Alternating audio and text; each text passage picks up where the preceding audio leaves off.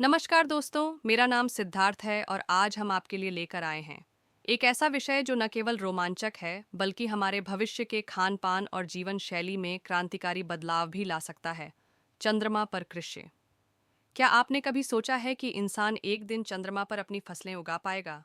आज हम नासा के रेडिश उगाने के प्रयोग, एमआईटी के चांद mission Luna, 3D printed regolith planter की तकनीक और साथ ही कुछ रोचक वैज्ञानिक इंटरव्यू भी जानने वाले हैं। हमारा ये वीडियो आपको बताएगा कि कैसे विज्ञान और प्रौद्योगिकी के माध्यम से हम चंद्रमा पर खेती की संभावनाओं को आजमाने जा रहे हैं और आने वाले दिनों में ये प्रयोग हमारी अंतरिक्ष यात्रा व कॉलोनाइजेशन में किस तरह सहायक हो सकते हैं। तो चलिए, बिना समय बर्बाद किए शुरुआत करते हैं इस अद्भुत यात्रा की।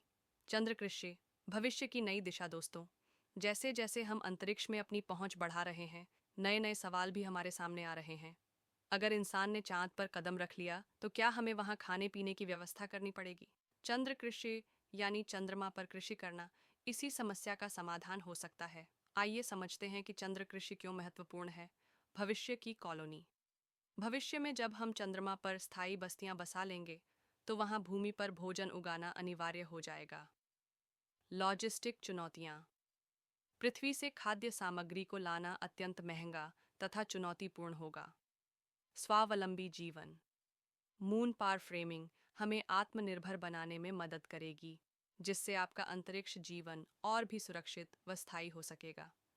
वैज्ञानिकों का मानना है कि चंद्रमा पर खेती के लिए खास किस्म के पौधे और तकनीक विकसित की जा रही हैं, जिससे माइक्रोग्रेविटी, इनर एटमॉस्फेयर और मून सॉइल के अनोखे गुणों के बावजूद पौधे स्वस्थ रूप से बढ़ सकें।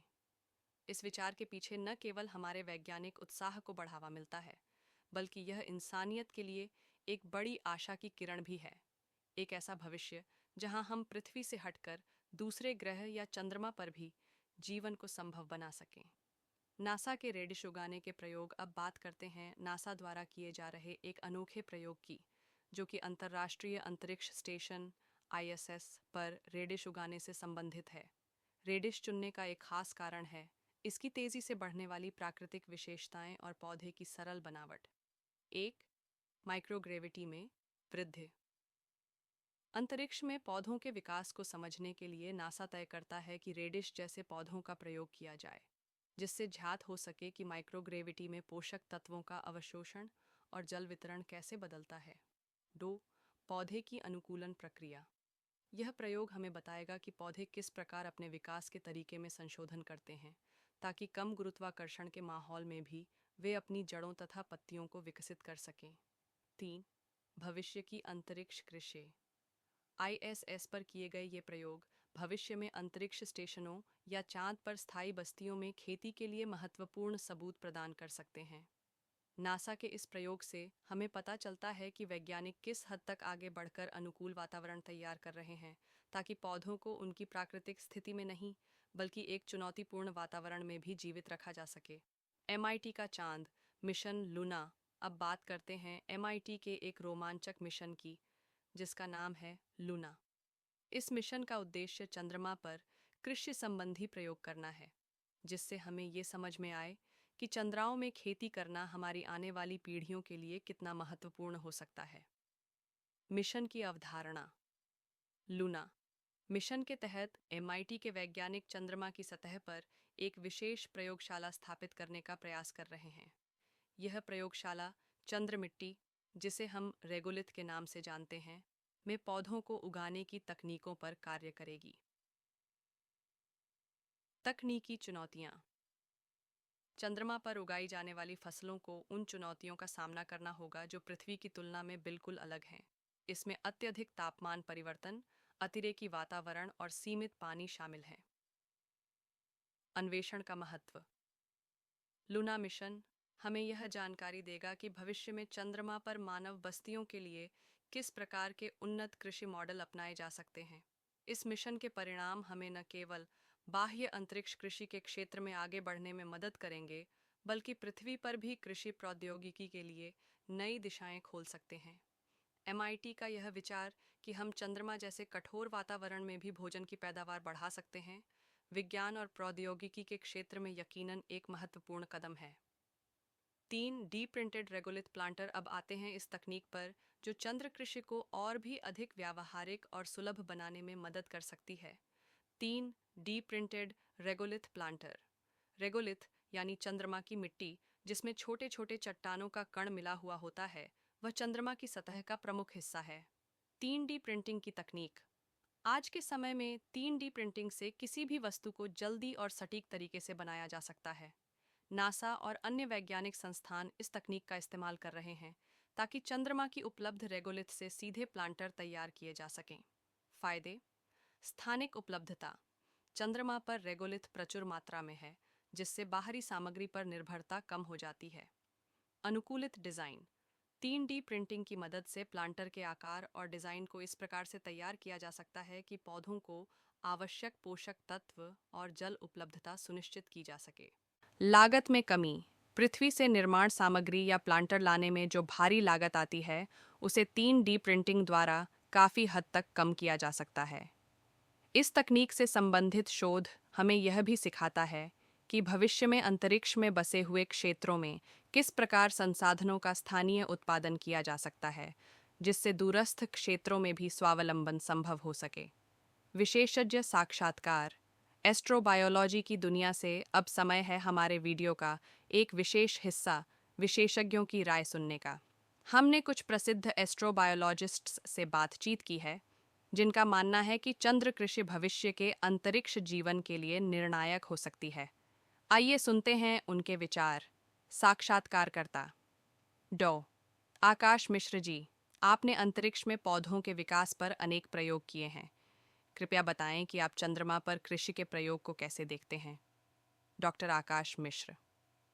देखिए, चंद्रमा पर खेती के प्रयोग हमें कई जटिलताओं को समझने में मदद करेंगे।